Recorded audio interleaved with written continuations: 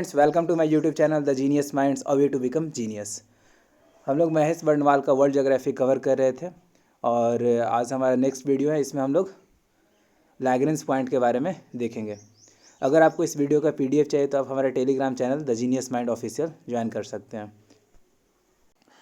तो हम लोग लैग्रेंज पॉइंट पढ़ने से पहले कुछ सन के फैक्ट्स देख लेते हैं। लास्ट टाइम हम लोगों ने कुछ देखा था और कुछ लास्ट में इसका बचा हुआ था। तो सबसे पहले देखते हैं पेरीहेलियन। ठीक है, पेरीहेलियन क्या होता है? पेरीहेलियन आपका डिस्टेंस होता है अर्थ का और सन का, जो सबसे मिनिमम डिस्टेंस है उसी को पेरीहेलियन बोलते हैं, जो कि 147 मिलियन किलोमीटर होता है। और ये कब होता है? जनवरी में होता है। ठीक है, 3 जनवरी ठंडे के समय में पेरीहेलियन होता है। मिनिमम दूरी रहता है अर्थ और सन के बीच में। मैक्सिमम डिस्टेंस को क्या बोला जाता है? एपहेलियन बोला जाता है और ये 152.1 मिलियन किलोमीटर होता है। ठीक है, और ये जुलाई 4 को लगता है, जो कि अभी आने वाला है कुछ महीनों में। और ये आपका समर सीज़न रहता है। जहाँ भी पेरी वर्ड आएगा वहाँ पे आप नज़दीक समझिएगा और जहाँ पे भी ऐप आएगा वहाँ पे दूर से समझिएगा। ऐसे ही केस मून और अर्थ का केस में भी आएगा, जिसको हम पेरिजी और एपोजी बोलेंगे। एवरेज डिस्टेंस जो होता है अर्थ का सन से वो कितना 149.8 मिलियन किलोमीटर है। और राउंड ऑफ करके आप इसको 15 करोड़ किलोमीटर बोल सकते हैं या फिर 150 मिलियन। डायमीटर भी बहुत ज़्यादा है। अर्थ का डायमीटर वही 12,000 के अप्रॉक्स है और सन का डायमीटर 13,92,000 किलोमीटर है। मीन्स आप इसको 14 लाख समझ सकते हैं राउंड ऑफ। वॉल्यूम देखा जाए तो इसमें 1.3 मिलियन अर्थ को रखा जा सकता है, मतलब इसका वॉल्यूम 1.3 मिलियन टाइम्स है अर्थ का वॉल्यूम से। मास भी बहुत ज़्यादा है, अप्रॉक्स आपका 3,32,000 टाइम्स है अर्थ का। ग्रेविटी आपका 28 टाइम्स ज़्यादा है। डेंसिटी देखा जाए तो 100 ग्राम पर सेंटीमीटर क्यूब है। अर्थ का कितना? अर्थ का ओनली 5.5 ग्राम पर सेंटीमीटर क्यूब है। टेम्परेचर इसका फोटोस्फीयर यानी सबसे आउटर सरफेस का इसका टेम्परेचर कितना है? 6,000 डिग्री सेल्सियस है। और कोर का टेम्परेचर अंदर में 1.5 करोड़ सेंटीग्रेड या फिर 15 मिलियन सेंटीग्रेड।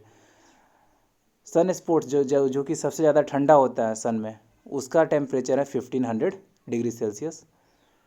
प्रेशर देखा जाए तो प्रेशर इसका 10⁹ ATM है। सन के बारे में बात हो रहा है।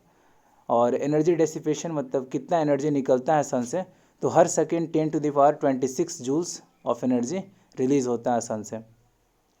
रोटेशनल टाइम देखें तो आपका 25.38 डेज़ लगता है। उसका इक्वेटर को एक राउंड मारने में ओनली 25 डेज़ लगता है और उसका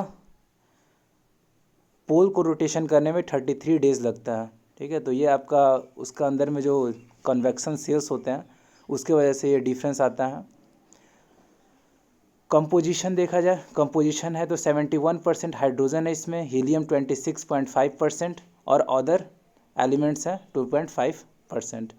एज इसका अप्रॉक्स 5 बिलियन ईयर्स है। तो ये सब सन के फैक्ट हैं, तो याद रखिएगा, कुछ जो जो इम्पोर्टेंट है उसको याद रखिएगा। ठीक है, जैसे कि आपका पेरीहेलियन हो गया, कब होता है, एपहेलियन कब होता है, एवरेज डिस्टेंस याद रख सकते हैं आप, उसका डेंसिटी कितना, वो कितना टाइम्स ज़्यादा है अर्थ का ग्रेविटी से, टेम्परेचर कोर का और फोटोस्फीयर का टेम्परेचर, सन स्पॉट्स का टेम्परेचर, तो ये सब कुछ इंपॉर्टेंट हो जाता है। कंपोजिशन, ठीक है, तो ये कुछ पॉइंट्स इंपॉर्टेंट है जिसको आप याद रख सकते हैं। अब हम लोग अपना आज का मेन टॉपिक शुरू करते हैं लैग्रेंज पॉइंट के बारे में। Okay, Lagrange point. Lagrange point किसको बोलते हैं? लैग्रेंज पॉइंट वो पॉइंट्स होता है जहाँ पे दो हेवनली बॉडी जो है उसका जो म्यूचुअल अट्रैक्शन होता है वो कैंसल आउट हो जाता है। मीन्स सन और अर्थ के बीच में ऐसा रीजन जहाँ पे कोई भी ग्रेविटी वर्क नहीं कर रहा, ना ही सन का ना ही अर्थ का। मीन्स वहाँ पे कोई ऑब्जेक्ट अगर है तो वो ना ही सन की तरफ फॉल करेगा ना ही अर्थ की तरफ फॉल करेगा, वहीं पर रहेगा। ठीक है, तो ऐसे 5 पॉइंट्स होते हैं। कोई भी दो हेवनली बॉडी, एक का मास ज़्यादा होना चाहिए, अप्रॉक्स 26 टाइम्स, लेट मी सी, ओके 24 टाइम्स 24.96 टाइम्स एक बॉडी का मास ज़्यादा होना चाहिए, ठीक है। और अर्थ का मास तो 3 लाख टाइम्स ज़्यादा है।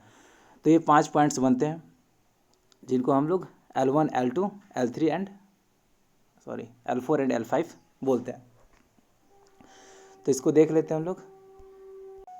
तो इस तरह के पॉइंट जुपिटर और सन के बीच में ही बनते होंगे, नेपच्यून, सन, हर एक प्लैनेट और सन के बीच में ऐसा पॉइंट बनता होगा जिसको लैग्रेंज पॉइंट बोलते हैं। ओके, लैग्रेंज पॉइंट में जो ये आपका जो एक्सियल लाइन दिख रहा है यहाँ पे सन और अर्थ के बीच में जो लाइन है उसमें 3 बनते हैं। L1 किसको बोलते हैं, जो सन और अर्थ के बीच में रहता है। L2 अर्थ से दूर, अर्थ के साइड में। और L3 सन के बिहाइंड होता है, ठीक है। तो L3 का तो ज़्यादा यूज़ नहीं है क्योंकि यहाँ पे कोई सिग्नल पहुँचता नहीं, क्योंकि ये सन के जस्ट बिहाइंड है, कुछ ज़्यादा पता नहीं चलता, तो यहाँ पे अभी इसका यूज़ हम लोग नहीं करते हैं। L1, ये जो लाइन पे जितना भी L1, L2, L3 ये सब अनस्टेबल है। अनस्टेबल मीन्स क्या होगा यहाँ पे, मीन्स यहाँ पे जो सैटेलाइट रहते हैं उनको रेगुलरली चेक करना पड़ता है कि वो अपना जगह से इधर उधर तो नहीं हुआ है ना, मतलब उनको रेगुलरली सही करना पड़ता है उनका पोजीशन, नहीं तो वो या तो अर्थ या फिर सन की तरफ फॉल कर जाएंगे। वही जो L4 और L5 होता है ये बहुत ज़्यादा स्टेबल होता है, ठीक है। ये लोग का ऐसा स्टेबल होता है कि ये खुद पुल करता है, ठीक है। अगर कोई ऑब्जेक्ट इधर उधर जा रहा है तो उसको खुद पुल करके L4 और L5 के जगह पे ला दिया जाएगा, ठीक है। तो इसलिए L4 और L5 क्या है, स्टेबल है। तो इस पर किस लिए यूज़ होता है, L1 का यूज़ हम लोग किस लिए करेंगे, ये आपका दिख रहा है डायरेक्ट व्यू यहाँ से मिलता है सन का, तो सन का स्टडी करने के लिए हम लोग L1 का यूज़ करते हैं, ठीक है। तो हमारा एक सोहो सैटेलाइट है, ठीक है, उसको हम लोग L1 पोजीशन पर रखे हैं। L2 पर उस सैटेलाइट या टेलीस्कोप को रखा जाता है जिसका हम लोग यूज़ करने वाले हैं स्पेस के बारे में स्टडी करने के लिए। जैसे हम लोग का जो जेम्स स्पेस टेलीस्कोप बन रहा है उसको हम लोग L2 पे ही रखेंगे। अभी तक L4, L5 और L3 इसका यूज़ अभी नहीं हो रहा है, बट L4 आपका स्पेस स्टेशन फ्यूचर में कभी बनेगा तो L4 और L5 उसके लिए परफेक्ट है। और L3 आपको एक हिडन प्लेस जैसा यूज़ हो सकता है, जैसा कि आपका स्पेस वाला मूवीज़ में दिखाया जाता है। ओके, चलिए आगे बढ़ते हैं हम लोग। हाँ, तो यहाँ पे क्या एक इक्विलेटरल ट्रायंगल बनता है, मतलब यहाँ का एंगल 60 डिग्री है। इसी के बारे में सब कुछ अब आगे लिखा हुआ है, इसको आप अपने से पढ़िएगा। ये सोहो आपका एक सैटेलाइट है, इसका फुल फॉर्म देख सकते हैं आप लोग क्या है, सोलर एंड हेलियोस्फेरिक ऑब्जर्वेटरी सैटेलाइट, ठीक है। अनइंटरप्टेड व्यू देता है सन का। ये विल्किंसंस, फर्स्ट ही लेक्चर में मैंने पढ़ाया था, विल्किंसंस माइक्रोवेव एनिस्ट्रॉपी प्रॉब, ठीक है। इसको हम लोग कहाँ पे रखे हैं, L2 पे। ये क्या करेगा, स्पेस का जानकारी देगा। और फिर प्लांक वेव स्पेस टेलीस्कोप, इसको भी हम लोग रखने वाले हैं। L3 आपका सन के बिहाइंड रहता है, वहाँ पे अभी कुछ हुआ नहीं है। L4 और L5 क्या है, स्टेबल है। और ये कब तक स्टेबल है, जब तक आपका मास रेशियो कितना है सन और अर्थ का 24.96 से ज़्यादा है, जो कि बहुत ही ज़्यादा है, ठीक है। तो कोई सोचने वाली बात नहीं है। तो ये बताया जा रहा है लैग्रेंज पॉइंट ये पांचों कब बनेंगे, इसके लिए बताया गया 24.96 आपका मास रेशियो दोनों का रहना चाहिए, ठीक है, एक का ज़्यादा रहना चाहिए। फिर देख लेते हैं पार्कर सोलर प्रॉब मिशन के बारे में। ये किस लिए भेजा गया था, सन का स्टडी के लिए भेजा गया था। ये सैटेलाइट आज तक जो भी सैटेलाइट गया है उससे सबसे नज़दीक जाएगा सन का और उसका स्टडी करेगा। कहाँ तक जाएगा, अर्थ का सन का सबसे आउटर एटमॉस्फेयर का कोरोना तक जाएगा वो, ओके। और बहुत सारा मिस्ट्री जो सन का है, सन एक स्टार है, तो स्टार का बारे में बहुत कुछ बताएगा। इससे हेल्प मिलेगा वेदर फोरकास्ट करने में, जो स्पेस का वेदर है उसको फोरकास्ट करने में हेल्प मिलेगा, ठीक है। जो सोलर फ्लेयर्स आते हैं उससे जो डैमेज हो जाते हैं सैटेलाइट, वो सबको समझने में हेल्प मिलेगा, ठीक है। रेडियो कम्युनिकेशन जो डिस्टर्ब होते हैं सोलर फ्लेयर या फिर सोलर विंड से, तो वो सबको समझने में हेल्प मिलेगा, ठीक है। इसको कब लॉन्च किया गया था, नासा के द्वारा लॉन्च किया गया था 12 अगस्त 2018 में, ओके। तो ये सब कुछ याद रखें। हम लोग अब नेक्स्ट वीडियो प्लैनेट से शुरू करेंगे, आज छोटा ही वीडियो रखते हैं, ठीक है, ओके बाय। अगर वीडियो अच्छा लगे तो सब्सक्राइब भी किया करिए।